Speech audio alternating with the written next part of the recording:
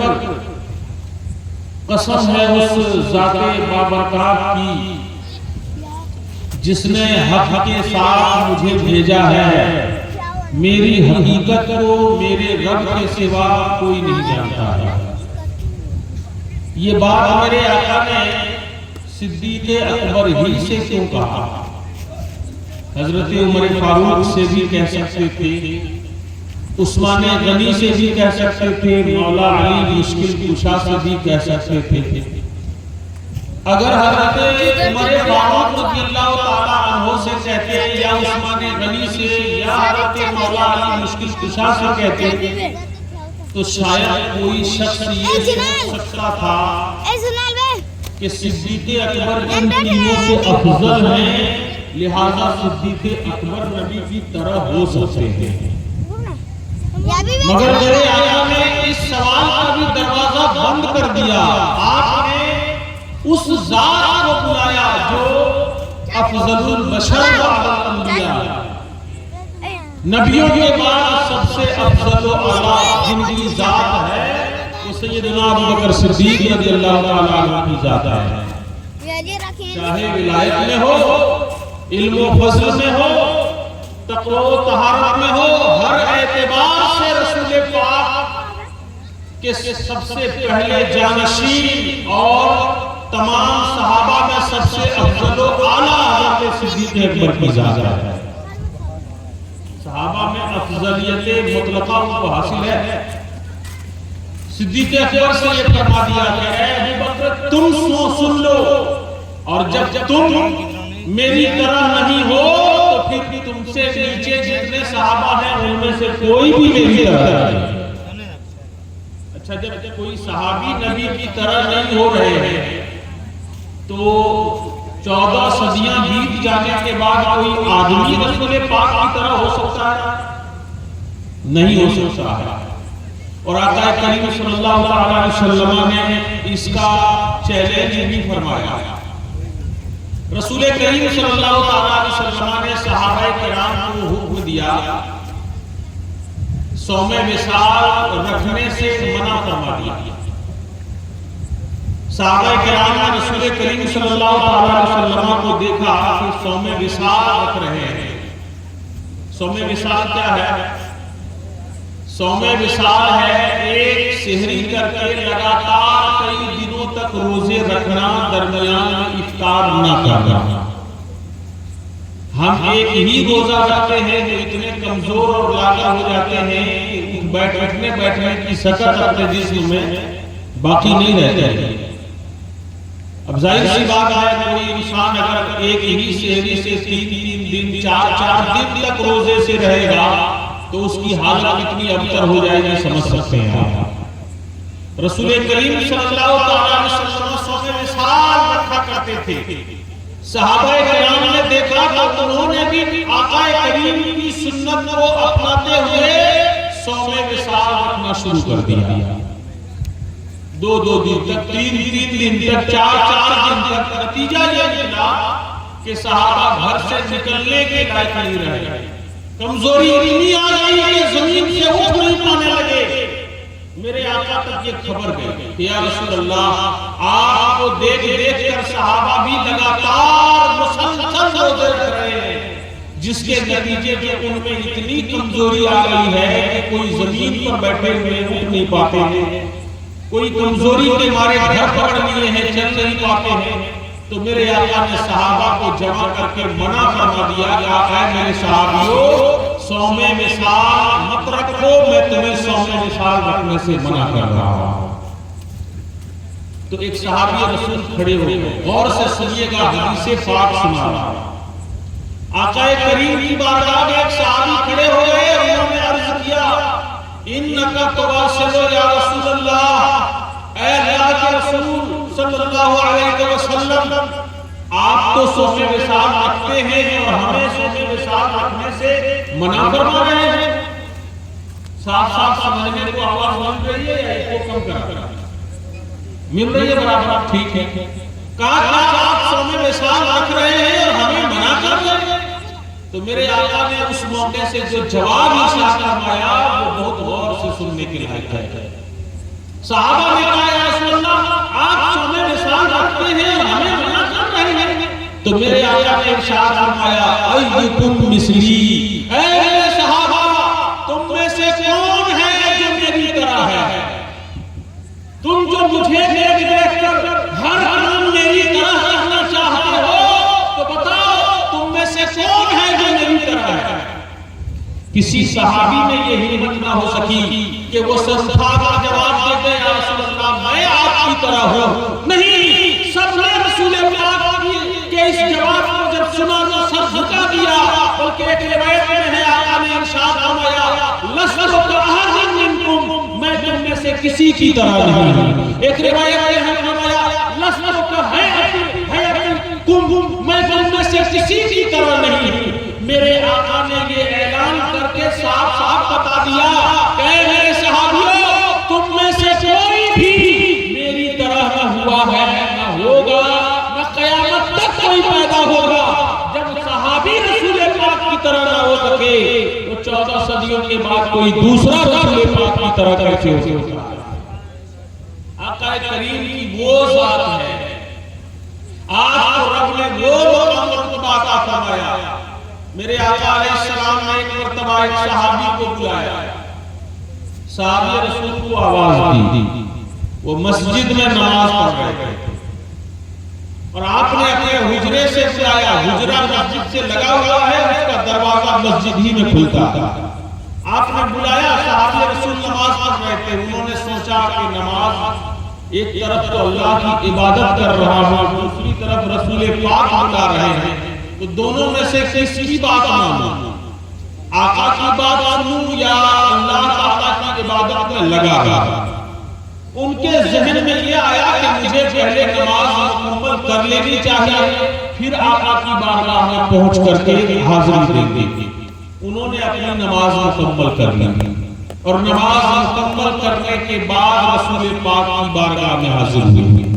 میرے آقا نے پوچھا اے میرے صحابی جب میں نے تمہیں بلایا تو تم کہاں تھے، کیا کر رہے تھے، آنے میں دیر کیوں ہو گئی؟ تو اس صحابی نے جواب عرض کیا یا رسول اللہ میں نماز پڑھ رہا تھا تو میں نے سوچا پہلے نماز پوری کر لوں اور پھر اللہ کی بارگاہ میں حاضر ہو جاؤں۔ تو میرے آقا نے ارشاد فرمایا کیا تم نے قرآن کی یہ آیت نہیں پڑھی ہے؟ سبحان اللہ۔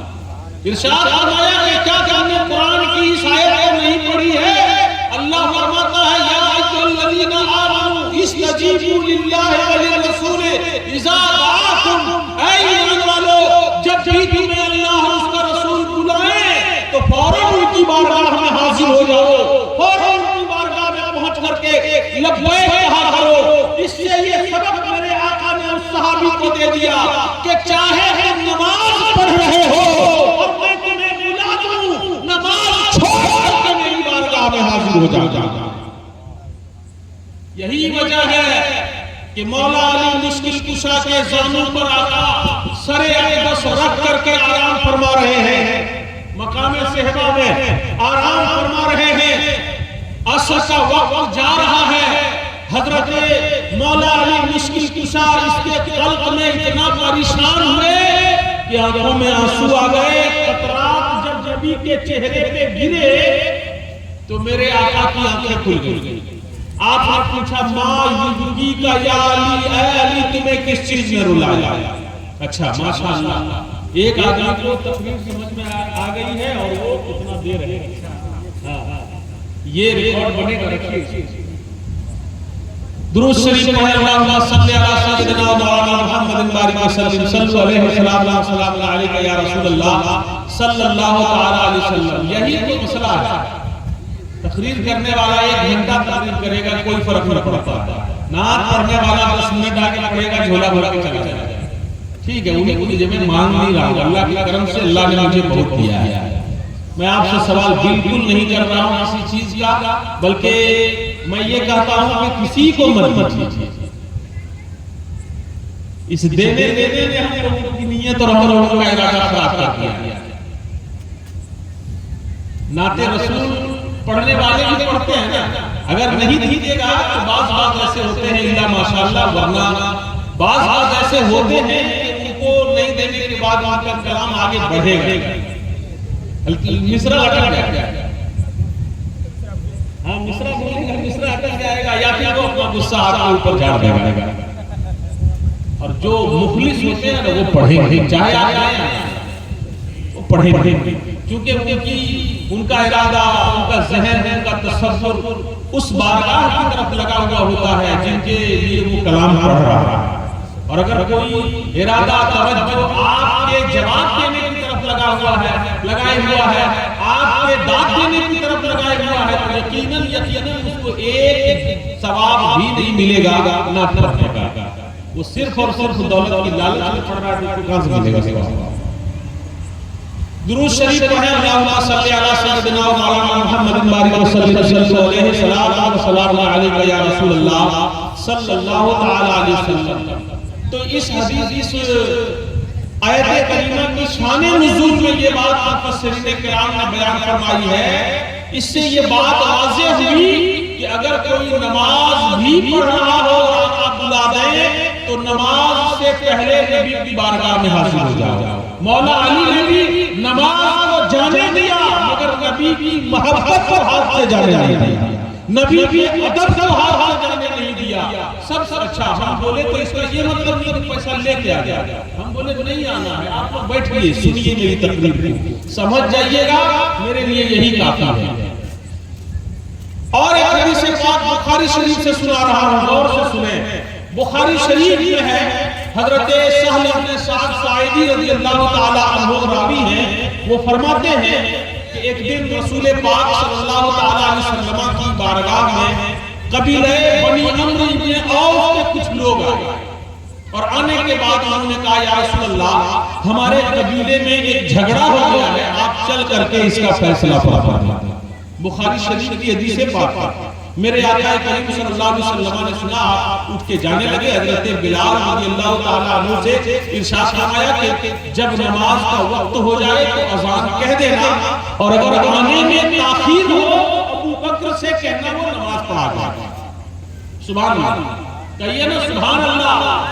کیوں سبحان اللہ کہہ رہے ہیں؟ میں نے صحابہ بہت تھے لیکن نماز پڑھانے کی اجازت جن کو میرے آقا نے دی وہ کون ہے؟ حضرت ابوبکر صدیق رضی اللہ تعالیٰ عنہ. اگر امام صاحب کہیں جانے لگے اور کسی کو کہے میری جگہ آپ نماز پڑھا دیں, اس کا مطلب امام صاحب ان تمام موجودین میں سب سے زیادہ اہم اور معتبر, اپنے نزدیک سب سے اعلیٰ جن کو مان رہے ہیں وہ انہی کی ذات. میرے آقا نے اپنی حیات ظاہری میں 17 مرتبہ حضرت صدیق اکبر کو نماز, صدیق اکبر نے میرے آقا کی حیات ظاہری میں 17 وقت کی نمازیں پڑھائی.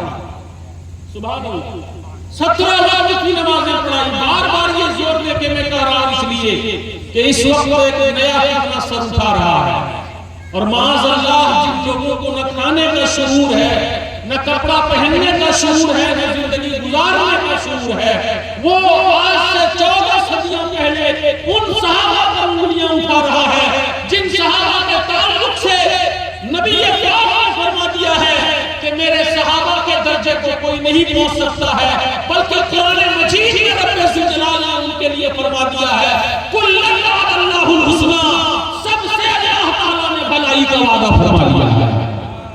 جتنے صحابہ ہیں سب جنتی ہیں, اللہ نے سب سے بڑا وعدہ فرما دیا. مگر کیا کیجئے گا, آج چھوٹا چھوٹا منہ بڑی بڑی بات ہونے لگ گئی, اور آدمی ڈپلوما کی سرٹیفکیٹ لے لے کر کے مناظر ہو گئے. کیا کمال کی بات, سننے والا بھی سنتا ہے تو دنگ رہ جاتا ہے.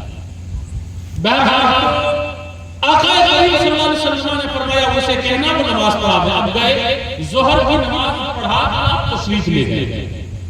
اب جو نماز کا وقت آ رہا ہے کون سا وقت آ رہا ہے؟ عصر کا وقت. تو ظہر اور عصر میں لمبا فاصلہ تو ہوتا نہیں ہے, تھوڑی دیر گزری. نماز عصر کا وقت جب ہوا تو حضرت بلال نے اذان کہہ دی, اور جب نماز پڑھانے کا ٹائم ہو گیا تو حضرت صدیق اکبر امامت کے مصلی پہ کھڑا ہو کر کے نماز شروع کر دی. سارے صحابہ پیچھے صف لگا کر ہاتھ باندھ کر نماز شروع کر چکے ہیں. نماز دربندگی شروع ہو گئی.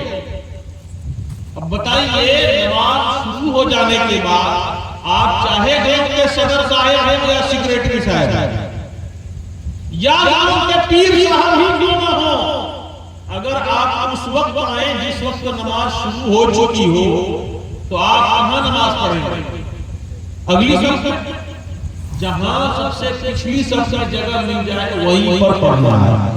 لیکن میرے آقا جب تشریف لائے نماز شروع ہو چکی تھی، صحابہ پڑھ رہے ہیں، میرے آقا تشریف لائے تو آپ پچھلی صف میں کھڑے نہیں ہوئے، بلکہ آپ نے پیچھے کی صف میں دو صحابی کو اشارہ کیا تو وہ دونوں صحابی مڑ کر دیکھے کہ آقا تشریف لا چکے ہیں اور دونوں صف سے ہٹ گئے، راستہ دے دیا.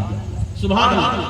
میرے آقا آگے بڑھ گئے اور جب اس صف کو چیر کر آگے گئے تو اس صف میں جتنے صحابہ تھے سبوں نے دیکھا مڑ کر کے کہ آقا جو جہاں تشریف لا چکے ہیں تو یہ اگلی صف والوں کو خبر کرنے کے لیے اپنی ہتھیلی کو بجانے لگے، زور سے بجانے لگے، اتنا زور سے بجانے لگے کہ مسجد میں ایک آواز گونجنے لگی اور جو اگلی صف میں صحابہ تھے وہ سب پیچھے مڑ کر دیکھنے لگے.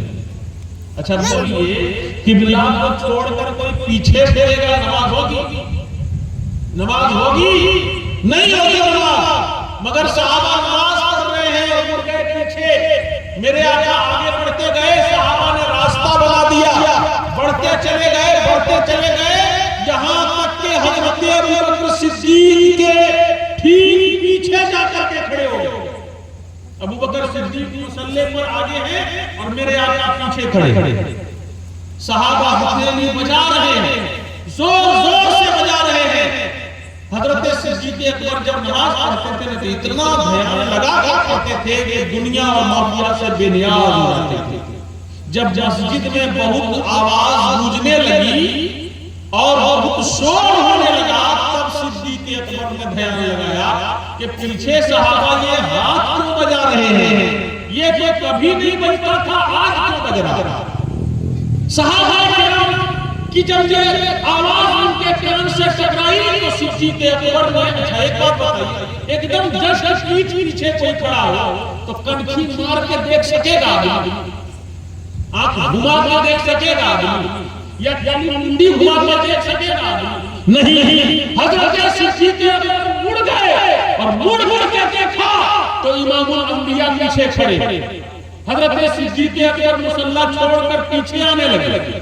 آقا آگے آ جائے، آپ میں پیچھے آنا، یہ سمجھ کر کے آپ دھیرے دھیرے پیچھے آنے لگے تو میرے آقا نے اشارہ کیا کہ ابو بکر اپنی جگہ پر کھڑے رہے. حضرت ابو بکر صدیق جو ہاتھ باندھے ہوئے تھے ہوا میں ہاتھ کو ایسے اٹھایا اور دل ہی دل میں خدا کا شکر ادا کیا. اے مولا تیرا شکر ہے کہ تیرے پیارے حبیب نے ابو بکر کو اس لائق سمجھا کہ اپنے مصلی پر کھڑا رہنے کی اجازت دے رہے ہیں. اللہ کا شکریہ ادا کر لیا اور شکریہ ادا کرنے کے بعد مصلی چھوڑ کر کے پیچھے آ گئے. میرے آقا آگے چلے گئے اور جانے کے بعد صحابہ کرام نے ابھی نماز جہاں تک پڑھی ہے وہ نماز وہی رکی ہوئی ہے، نماز رکی ہوئی ہے، سب کی نماز ٹھہری ہوئی ہے. میرے آقا مصلی پر کھڑے ہوئے اور آپ نے اپنی نماز شروع کی اور شروع کرنے کے بعد صحابہ میں سے کسی نے دوبارہ نیت نہیں کیا بلکہ جو نماز پڑھی تھی اسی کو آگے لے کر آقا کے پیچھے پڑھے. اور جب سلام پھیرا تو میرے آقا نے کسی سے نہیں کہا کہ تم لوگوں نے قبلہ چھوڑ دیا تھا اس لیے یہ لوگوں کی نماز ٹوٹ گئی، دوبارہ پڑھ لو.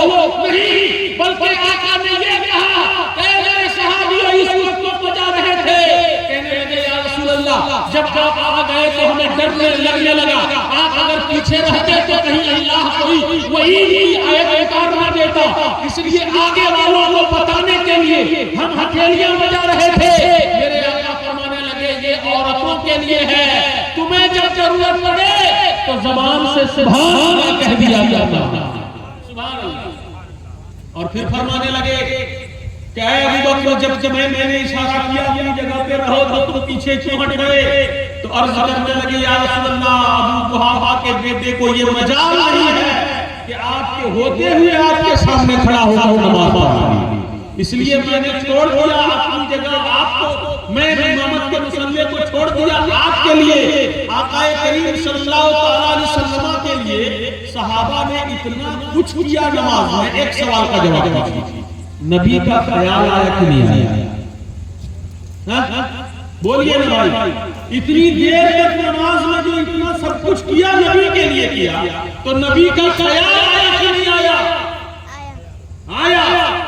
سب توڑ رہے ہیں نبی کے لیے، خیال آیا، نبی کا ادب بجا لایا، پھر بھی ان کی نماز نہیں ٹوٹی۔ وہ کیسا دین ہے بھائی جس دین میں نبی کا خیال آیا تو نماز تو جاتی ہی ہے، خیال لانے والا مشرک ہو جاتا ہے۔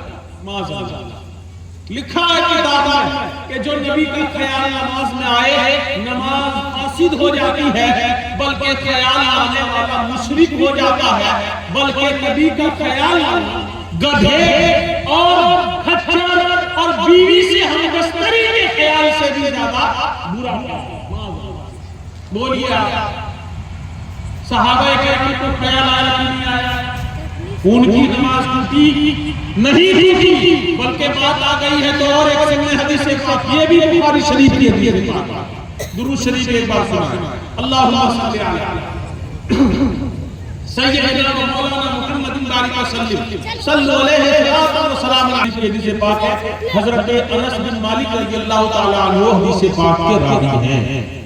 حضرت انس کہتے ہیں جس دن میرے آقا کا وصال ہوا، آپ پردہ فرمائے جس دن کون سا یہ کس دن؟ مصطفیٰ کے واسطے، یا رسول اللہ کرم کیجئے خدا کے واسطے۔ افسوسناک بات ہے، بہت بڑا افسوس ہے اس پر کہ ہم یہ بھی نہیں جانتے ہیں کہ میرے آقا کس دن وصال فرمایا۔ اچھا کس دن دنیا میں تشریف لایا؟ 12 ربیع الاول۔ دن میں پوچھا ہوں، تاریخ نہیں، دن کون سا دن تھا جس دن میرے آقا دنیا میں تشریف لائے؟ سوموار کے دن۔ دیکھیے آپریٹر کو معلوم ہے،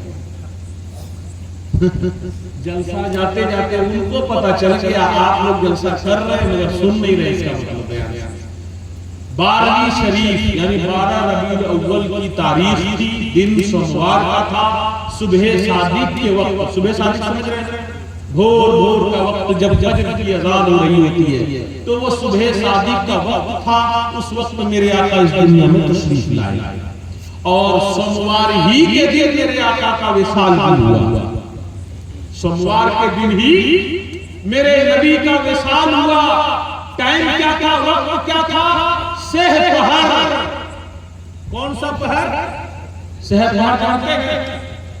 ایک پہر 3 گھنٹے کا ہوتا ہے، ایک پہر 3 گھنٹے کا، 24 گھنٹے میں 8 پہر ہوتے ہیں۔ کتنے؟ 8 پہر۔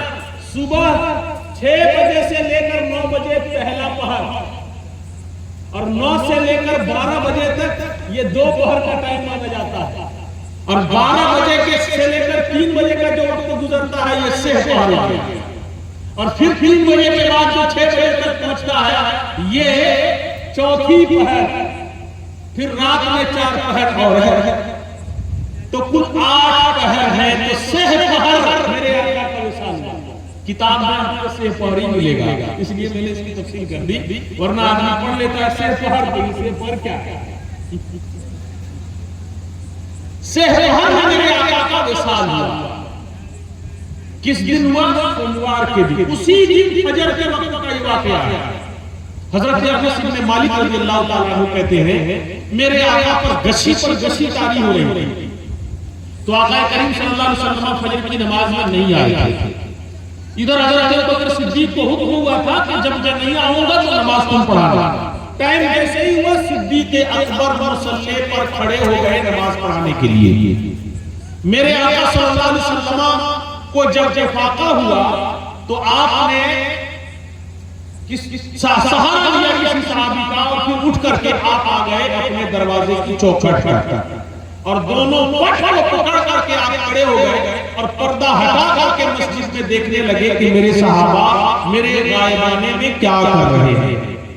تو دیکھا صحابہ نماز پڑھ رہے ہیں، سبحان اللہ۔ تو میرے آقا کو بڑی خوشی ہوئی، چہرہ کھل اٹھا۔ حضرت انس بن مالک کہتے ہیں کہ جب نبی نے پردہ ہٹایا، اچھا یہ معلم کو بھی سمجھنا ضروری ہے، جب بات سمجھ میں آئی، یہاں دکھن ادھر ہے نا، بولیے نا دکھن یہی ہے، دکھن یہی ہے کہ مدینہ شریف میں بھی قبلہ ادھر ہی ہے۔ مدینہ شریف کی جہاں یہ واقعہ ہو رہا تھا، اس مدینہ منورہ میں قبلہ دکھن کے رخ پر ہے۔ ہم لوگ پچھم کے رخ پر ہے نا، ادھر مل کے نماز پڑھتے ہیں، مدینہ والے ادھر مل کے نماز پڑھتے ہیں۔ کیوں؟ اس لیے کہ کعبہ ادھر، تو قبلہ پچھم نہیں ہے ہم لوگوں کو، یہ ذہن میں بٹھا لیجیے۔ ایک دو آدمی سے پوچھے گا قبلہ کدھر، کہے گا پچھم ہے، پچھم کی طرف منہ کر کے نماز پڑھو، طرف تو چلے گا، قبلہ پچھم نہیں ہے، پچھم کی طرف ہے۔ اگر قبلہ سے آگے بڑھ جائیے تو اتر مغرب مشرق کی طرف ہو جائے گا، پورے جانب ہو جائے گا۔ اگر آپ کعبے سے دکھن کی طرف چلے جائیں گے تو قبلہ آپ کو اتر سائڈ ہو جائے گا، سمجھ رہے ہیں نا؟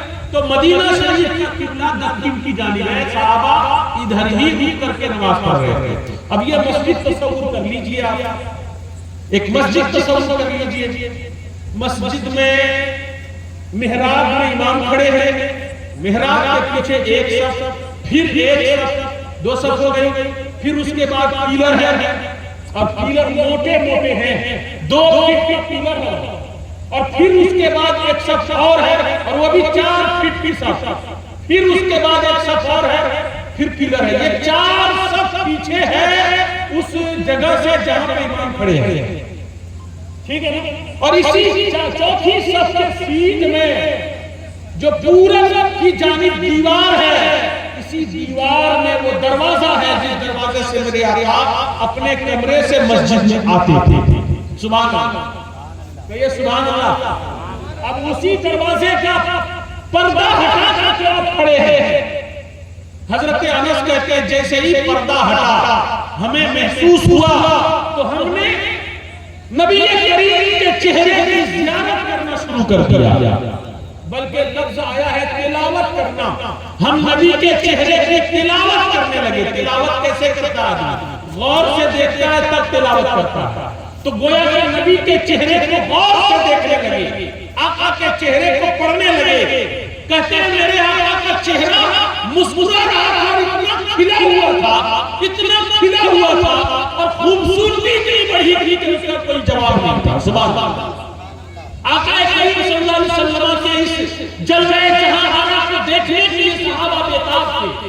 ہم نے بھی دیکھا جو اگلی صفوں میں تھے انہوں نے بھی مڑ کر دیکھنا شروع کر دیا، بلکہ امام حضرت صدیق اکبر تھے وہ بھی مڑ کے دیکھنے لگے۔ کہیے سبحان اللہ، کہیے سبحان اللہ۔ اب قبلہ ادھر ہے، ادھر مڑ گئے، نماز ہو رہی ہے، قبلہ ادھر ہے، قبلہ چھوڑ کر ادھر مڑ گئے۔ ابھی ہماری نماز تھم گئی ہے، ابھی تیرے قبلہ کی جانب ہم مڑ گئے۔ قبلہ کے قبلہ کی جانب اعلیٰ حضرت نے اسی کو کہا، حاجی آؤ شہنشاہ کا روضہ دیکھو، کعبہ تو دیکھ چکے تھے، کعبہ کا کعبہ دیکھو، اور غور سے سن تو رضا کعبے سے آتی ہے صدا، میری آنکھوں سے میرے پیارے کا روضہ دیکھو۔ آقا کے جلوے کو دیکھنے لگ گئے، صدیق اکبر دیکھ رہے اور دھیرے دھیرے مصلی سے پیچھے ہٹ گئے، یہ سوچ کر کے شاید آقا آنے والے ہیں، میں چھوڑ جگہ کو آ جائیں گے، مگر آقا کریم صلی اللہ علیہ وسلم نے اشارہ کیا، صدیق اکبر اپنی جگہ کھڑے رہو، نماز پڑھاؤ، اور پھر پردہ گرا دیا۔ سارے صحابہ پھر جو مڑ گئے تھے قبلہ کی جانب پھر گئے، اور کسی نے دوبارہ نیت کر کے نماز شروع نہیں کی، نماز جہاں کی ہوئی تھی اسی سے آگے بڑھا کی نمازیں پوری کر دی۔ کہیے سبحان اللہ۔ بتائیے یہ سب کام ہم لوگ اگر کسی کے لیے بھی کر دیں تو نماز ہوگی، لیکن نبی کی شان ہے، ان کا ادب بجا لانا، ان کی تعظیم بجا لانا نماز کے خلاف نہیں ہے، بلکہ نماز کی معراج ہو جاتی ہے جب نبی کی تعظیم بجائی جاتی ہے. سبحان اللہ. اب اسی پر حضرت بس نہیں ہے، ایک اور روایت مختصراً عرض کر دوں. میرے آقا صلی اللہ علیہ وسلم نے ایک دن نماز ظہر پڑھائی اور 4 رکعت والی نماز ہے نا، 2 ہی رکعت کا سلام پھیر دیا. حضرت ابو ہریرہ رضی اللہ تعالیٰ عنہ کہتے ہیں 2 ہی رکعت کا سلام پھیر دیا. تو ایک صحابی ہے حضرت ذوالیدین، 2 ہاتھ والی. ذوالیدین کا معنی ہوتا ہے 2 ہاتھ والے. ہم سب کے بھی 2 ہی ہاتھ ہے نا، مگر ان کو ذوالیدین اس لیے کہا جاتا تھا ان کے ہاتھ لمبے تھے تو ان کو ذوالیدین کہا جاتا تھا 2 ہاتھ والے. انہوں نے عرض کیا یا رسول اللہ اقصرت الصلاۃ عن نصیب، اے اللہ کے رسول کیا نماز میں قصر کر دیا گیا یا آپ سے نسیان ہو گیا، آپ بھول گئے؟ تو میرے آقا نے فرمایا دونوں میں سے کچھ نہیں ہوا. اور نماز پڑھا کر کے آپ مصلی سے اٹھ گئے اور یہ بات کرتے کرتے صحابہ پیچھے پیچھے جا رہے ہیں. جب حضرت نبی کریم صلی اللہ علیہ وسلم نے کہا دونوں میں سے کچھ نہیں ہوا ہے، یعنی نہ ہم بھولے ہیں نہ نماز میں قصر ہوئی ہے، تو حضرت ذوالجلال کہتے ہیں ایک دوسرے صحابہ سے میری مدد کریں اور آپ لوگ بھی کہیے کہ کیا ہوا. تو سارے صحابہ بولنے لگے. کہا یا رسول اللہ ذوالجلال ٹھیک کر رہے ہیں، آپ نے 2 ہی رکعت پر سلام پھیر دیا. اور بات کرتے کرتے کہاں چلے گئے؟ میرے آقا اپنے حجرے کے چوکھٹ کو پکڑ کے کھڑے ہو گئے ٹیک لگا کر. اپنے دروازے کی چوکھٹ پر ٹیک لگا کر پیچھے پیچھے صحابہ یہی بات کرتے ہوئے چلے جا رہے ہیں. جب سارے صحابہ کہنے لگے یا رسول اللہ ہاں ایسا ہوا، وہ پڑا اپنا سلام پھیر رہا ہے، تو میرے آقا واپس پلٹ کر اچھا یہ مسئلہ اگر ہمارے مسجد میں ہمارے امام کے ساتھ ہو جائے تو کیا کیجیے گا؟ بولیے. دوبارہ نیت کر کے پڑھنا ہوگا.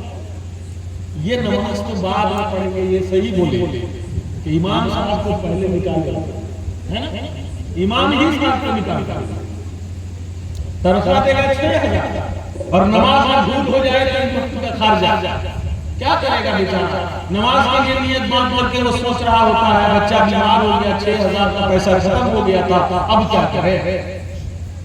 اب کیا کرے؟ دماغ کو گھماتا رہتا ہے، کوئی پھونکوانے والا آ جائے، پھونک جا کے 200 کہیں سے کما. اب پھونکوانے والا بھی آتا ہے تو پھیری میں ادھر ہاتھ بھرے گا ادھر ہاتھ بھرے گا اور سب سے چھٹا ہوا وہ 10 روپیہ کا نوٹ نکال کے دے دے گا. ابھی دیکھا نا، ارے بھائی ندی فیضی کو آپ کو دینا تھا 2-5 ہزار ایک بار میں پکڑا دیتے تھے، لیکن سب پھٹل 10 روپیہ کہاں سے لے کے آئے گا؟ بتائیے اگر ہم کو چھوٹ دینا ہے کسی کو ثواب کی نیت سے، ایک بار کہیں سے نکالیں گے گڈی پکڑا دیں گے بیٹھ گئے کام ہو گیا.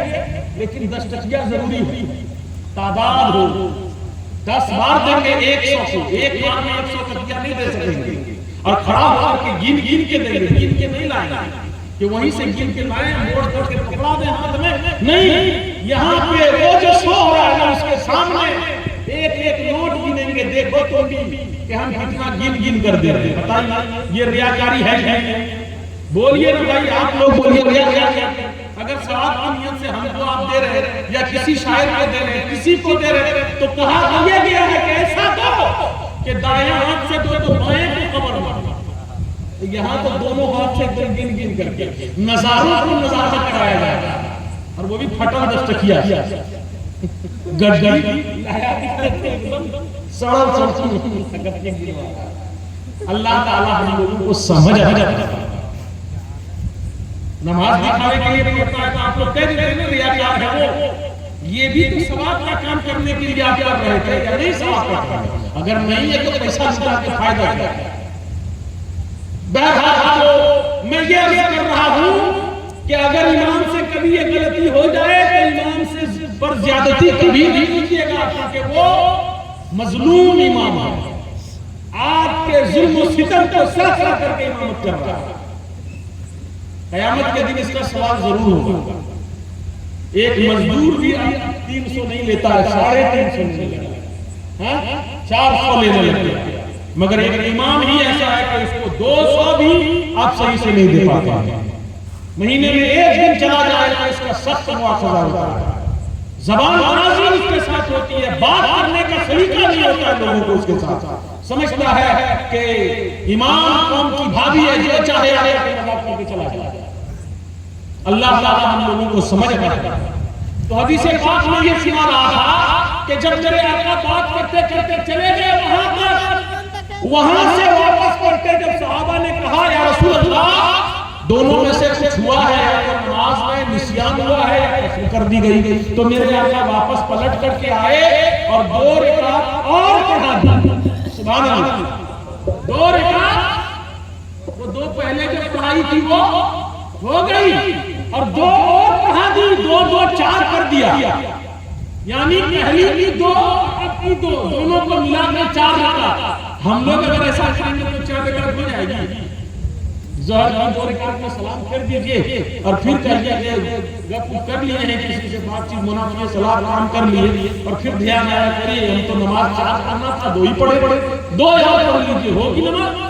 نہیں، اب اصلے نہ یاد کر کے آپ کو 4 رکعت پڑھنی ہوگی۔ پتا کیا کہ نبی کے پیچھے پیچھے جانے میں نماز نہیں ٹوٹتی ہے، نبی سے بات کرنے میں نماز نہیں ٹوٹتی ہے، نبی سے گفتگو کرنے میں نماز نہیں ٹوٹتی ہے، نبی چل کر کے دروازے تک چلے جائے نماز نہیں ٹوٹتی ہے۔ پتا یہ چلا کہ جس نبی کو اللہ نے بھیجا ہے وہ ہماری طرح نہیں، وہ ایسے بشر ہے کہ ان کی طرح کوئی بشر نہیں، وہ لا بشر ہے۔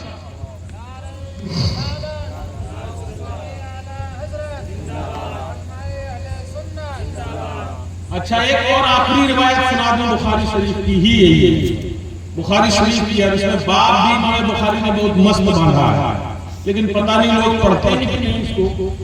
امام بخاری رضی اللہ تعالیٰ عنہ کہتے ہیں کہ حضرت ابو معمر رضی اللہ تعالیٰ عنہ تابعی، انہوں نے حضرت خباب سے ایک بار پوچھا اکان رسول اللہ صلی اللہ علیہ وسلم یقرأ القرآن فی الظہر والعصر، کیا رسول پاک صلی اللہ تعالیٰ علیہ وسلم ظہر اور عصر میں قرآن کی تلاوت فرماتے تھے؟ سوال بولتا ہوں میں، سنیے گا غور سے۔ سوال کیا کیا کہ یا رسول، کیا رسول پاک صلی اللہ علیہ وسلم ظہر اور عصر کی نماز میں قرآن کی تلاوت کرتے تھے؟ سوال اس لیے کیا کیونکہ ظہر اور عصر میں امام آہستہ قرأت کرتا ہے، سری قرأت یعنی آہستہ قرأت کرتا ہے، جس کو مقتدی سن نہیں پاتا ہے، سنتے ہیں نہیں سن سکتے ہیں، تو امام پڑھ رہا ہے کہ نہیں پڑھ رہا ہے، یہ کیسے پتا چلے گا؟ یہ سوال حضرت ابو معمر نے خباب سے کیا، اس صحابی سے جو نبی کے پیچھے نماز پڑھتے تھے۔ کہا کیا نبی پاک تلاوت کرتے تھے؟ انہوں نے کہا نعم، ہاں رسول پاک تلاوت کرتے تھے۔ تو حضرت ابو معمر نے پوچھا بما تعرفون ذالک، آپ اس کو کیسے جانتے تھے؟ سبحان اللہ، کہیے نا سبحان اللہ۔ جب آپ سنتے نہیں ہیں نبی پڑھ رہے کہ نہیں پڑھ رہے ہیں، تو آپ کیسے جانتے تھے کہ نبی ظہر اور عصر میں بھی تلاوت کر رہے ہیں؟ تو حضرت خباب کا جواب سنیے، وہ جواب دیتے ہیں بِإِذْتِرَابِ لِحْيَتِهِ، نبی پاک کی داڑھی مبارک کو ہم ہلتے ہوئے دیکھتے تھے تو سمجھ پاتے تھے کہ آپ قرآن کی تلاوت کر رہے ہیں۔ بتائیے نماز میں کہاں تاکنا چاہیے آدمی کو؟ پنکھا۔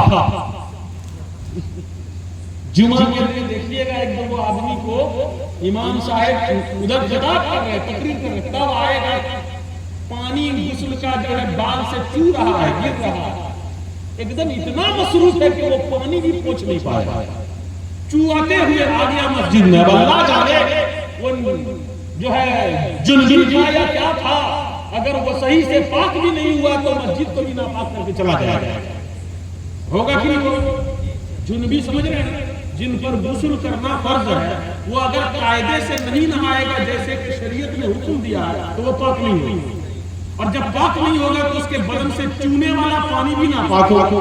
اب جا کر کے مسجد میں اگر 2-4 قطرہ گرا دیا نا تو مسجد کی چٹائی بھی ناپاک ہو جائے گی، مسجد کی زمین میں گرایا تو مسجد کا فرش بھی ناپاک ہو جائے گا۔ اسی لیے مسجد میں وضو کا پانی گرانا، غسل کا پانی گرانا یہ جائز نہیں ہے، اس لیے جلدی سے پہنچ کر جائیے گا. ایک دو کو پہنچتے ہیں اتنا دیوانہ ٹائپ کا ہوتے ہیں اور پہنچ کے نیت باندھ لیں گے امام صاحب کو ٹکر تکنا شروع کر کے کھڑے پڑھ رہے ہیں کیا پڑھ رہے ہیں اللہ جانے, اور امام صاحب شرما جاتے ہیں کہ یہ آدمی نماز پڑھ رہا ہم کو کیسے دیکھ رہا ہے, مگر وہ دیکھے جا رہا ہے یا پھر ایسے سے آرام سے. ایک دو کو ہے ایک دیوانہ نمازی ہفتے میں ایک دن جائے گا تو کرے گا ہی. بہرحال نماز میں دیکھنا کہاں چاہیے نمازی کو؟ قیام کی حالت میں سجدے کی جگہ جہاں سجدہ کرتا ہے وہاں تاکنا چاہیے, اور رکوع میں جب جائے تو دونوں پاؤں کے انگوٹھوں کے بیچ میں, اور جب سجدے میں چلا جائے تو ناک کے باسے کو, اور جب تشہد میں بیٹھے تو گود میں نظر کو رکھے. ہے نا یہ مسئلہ بتا دیا میں نے. اب بتائیے قیام میں جب رہے تو سارے نمازیوں کو وہاں تاکنے کا حکم ہے, مگر صحابہ کہاں تاکتے تھے نماز میں؟ نبی پاک کے چہرے کو دیکھتے رہتے تھے. سبحان اللہ. امام بخاری نے باب ہی باندھا ہے کہ نماز میں امام کو دیکھنے کا باب. سبحان اللہ. نماز میں امام کو دیکھنے کا باب, اور اسی باب میں اس حدیث پاک کو امام بخاری نے بیان کر کے بتا دیا کہ گویا صحابہ نماز کی حالت میں ہوتے تھے اور نبی کے چہرے کو دیکھا کرتے تھے. جب داڑھی ہلتی تھی سب بتاتے تھے کہ آقا قرآن کی تلاوت کر رہے ہیں. سبحان اللہ. اور یہی وجہ ہے کہ نماز میں صحابہ دہنی طرف بیٹھنے میں پہلے سبقت کرتے تھے, پہلے بیٹھتے تھے مسجد میں تاکہ دہنی طرف بیٹھے. پوچھا گیا کیوں تو انہوں نے کہا اس لیے کہ میرے نبی پہلے سلام ادھر ہی پھیرتے. سبحان اللہ. تو ان کے چہرے کو پہلے ہم دیکھیں گے, اور پھر جب سلام پھیر کر مڑ جائیں گے تو ہماری ہی طرف مڑ کر بیٹھیں گے, برابر دیکھنے کا موقع ملے گا. یہ عشق رسول تھا ان کے دلوں میں. آج بھی اگر ہم اپنے دلوں میں وہ عشق رسول پیدا کریں گے. بات بتا رہا ہوں, آج دنیا میں ایک بہت گندی چال چلی جا رہی ہے. گستاخان رسول, اسلام دشمن مخالف طاقتیں ہم لوگوں کے ایمان کی جڑوں کو کمزور کرنے کے لیے وہ گاہے گستاخی کرتے ہیں. کبھی قرآن کی, کبھی معظمانے جو اسلام ہے ان کی, کبھی رسول پاک کی. تو سنے آپ جب کبھی توہین ہو رسول پاک کی اگر کوئی کرے تو جب چرچا شروع کرتا ہے ہر محفل میں اٹھتے بیٹھتے اپنے نبی کی محبتوں کا, ان کی زندگی کے مختلف گوشوں کا تذکرہ شروع کرتے, اور یہ لوگ دشمنوں کو یہ بتا دے کہ تم اگر میرے نبی کی شان میں انگلیاں اٹھاؤ گے تو ہم اپنے دلوں میں ان کی محبت کا شمع اور اس کو ثابت کر کے دکھا دیں.